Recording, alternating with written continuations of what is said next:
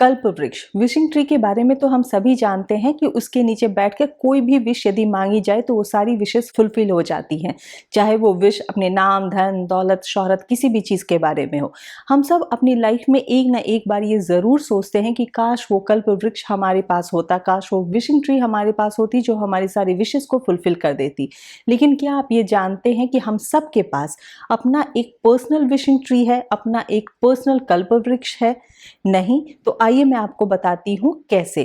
लेकिन उससे पहले मैं आपको कल्प वृक्ष की एक स्टोरी सुनाती हूँ। जैसा कि हम सभी जानते हैं कि कल्प वृक्ष धरती पे तो नहीं है, स्वर्ग लोक में है। तो एक बार नारद मुनि ने इंद्र देवता से पूछा कि भगवान आप ये कल्प वृक्ष को धरती पर क्यों नहीं रखते मानव जाति के लिए? तो उन्होंने कहा कि नहीं, इसका स्थान यहीं पे है। तो उन्होंने कहा आप एक बार रख के तो देखिए।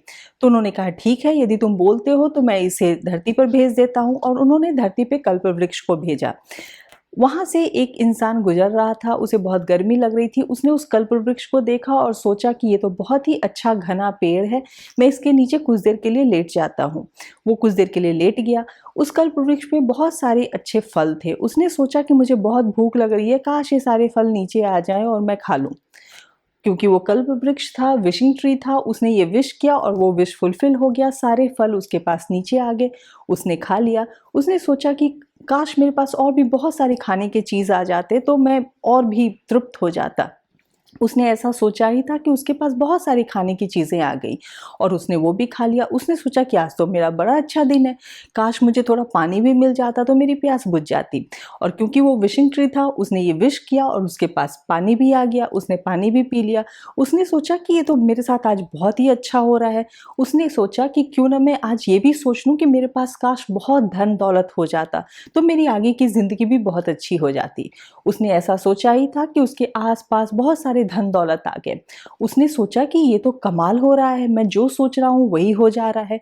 तो फिर उसने सोचा कि क्या क्या पता कहीं यहाँ पे इस पेड़ पे कोई भूत तो नहीं है जो मेरी सारी बातें सुन रहा है। उसका इतना सोचना था कि सारे भूत नीचे आ गए। उसने वो विश किया और वो विश फुलफिल हो गया क्योंकि वो विशिंग ट्री के नीचे सो रहा था। उसने सोचा कि ये अब भूत मेरे सामने हैं, ये मुझे कहीं तंग ना करे। उसने ऐसा सोचा और वो सारे भूत उसे तंग करने लग गए। उसने फिर सोचा कि ये भूत मुझे तंग कर करके कहीं मार ना डालें। और जैसा उसने सोचा वैसा ही हुआ। उन सारे भूतों ने उस आदमी को मार डाला। तो विशिंग ट्री के नीचे जो भी आप विश करते हैं वो फुलफिल हो जाता है। तब इंद्र देवता ने कहा नारद मुनि से कि देखो, इंसान ऐसा ही है, वो कभी भी अच्छी चीज़ों पे यकीन नहीं कर सकता। उसे हमेशा संदेह, डाउट होता रहता है कि मेरे साथ ये अच्छा कैसे हो रहा है, इसमें कुछ तो गड़बड़ है। यदि कोई इंसान उसके साथ कुछ अच्छा कर रहा होता है तो उन्हें डाउट होता है कि ये इंसान इतना अच्छा कैसे हो सकता है, इसमें कुछ तो प्रॉब्लम ज़रूर है। तो इसीलिए इस कल्प वृक्ष का स्थान स्वर्गलोक में ही है, धरती पर नहीं है।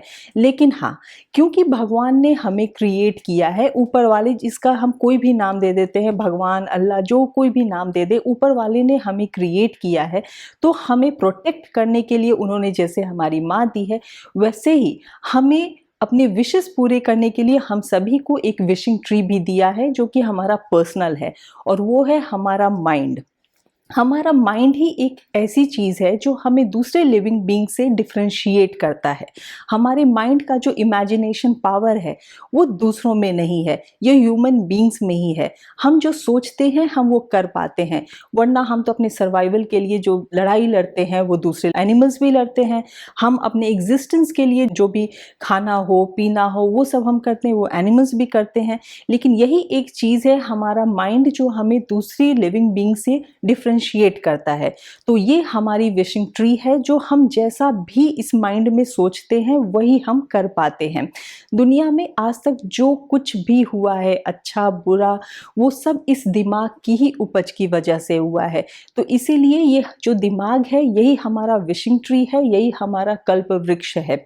वरना ये आज से 100 साल पहले किसने सोचा होगा कि हम एरोप्लेन पे चढ़ पाएंगे, या हम मोबाइल पे बात कर पाएंगे, या हम यहाँ बैठ के दूर देश से भी लोगों को देख पाएंगे, उनसे बात कर पाएंगे।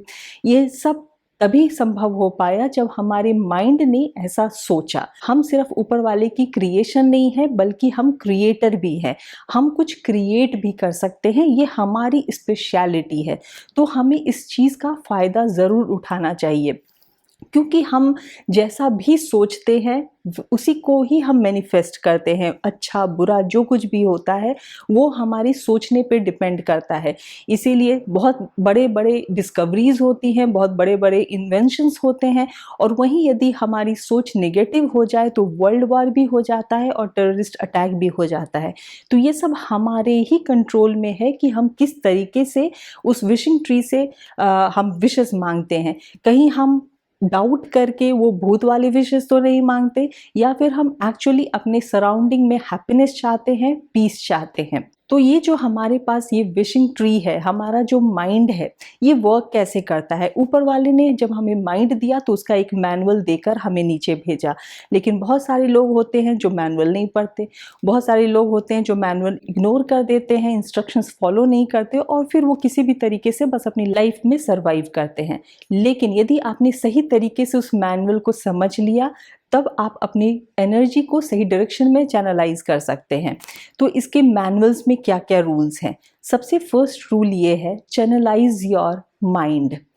हमारे माइंड में बहुत सारे थॉट्स आते हैं, बहुत सारे वायर्स हैं, नेगेटिव वायर्स हैं, पॉजिटिव वायर्स हैं, लेकिन हमें कोशिश ये करनी चाहिए कि हम उस पॉजिटिव वायर पे फोकस करें। हम अपने माइंड को उसी तरीके से चैनलाइज करें, उसी तरीके से ऑर्गेनाइज करें।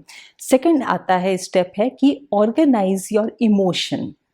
अपने इमोशन को ऑर्गेनाइज करना। हमारे पास बहुत सारे इमोशंस होते हैं, प्राइमरली 6 इमोशंस तो जरूर होते हैं। हैप्पीनेस का, सैडनेस का, एंगर का, फ्रस्ट्रेशन का, सरप्राइज का, फियर का, ये सारे जो इमोशंस हैं, इसमें से आपको कौन से इमोशन पे फोकस करना है।